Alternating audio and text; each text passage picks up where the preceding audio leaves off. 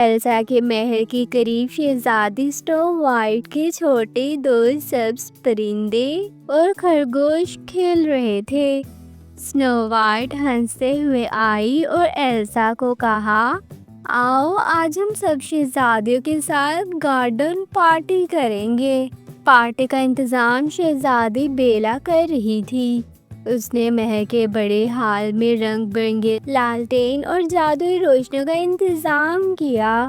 جھیل کے کنارے شہزادی رپونزل نے اپنے جادوئی بالوں سے خوبصورت لالٹین بنائی جو ہوا میں تیر رہی تھیں۔ پارٹی میں شہزادی میرڈیس اور شہزادی آرورا بھی شامل ہوئیں۔ سب کی ہنسی اور بات چیت سے ماحول جادوئی اور خوشگوار ہو گیا۔ پارٹی کے دوران سب نے مختلف کھیل کھیلے۔ ایلسا نے برف کے ایک محل کی تخلیق کی جہاں سب جا کر سلائیڈ کر سکتے تھے۔ سنو وائٹ نے جنگل کے چھوٹے جانوروں کے ساتھ دوڑ کا اہتمام کیا۔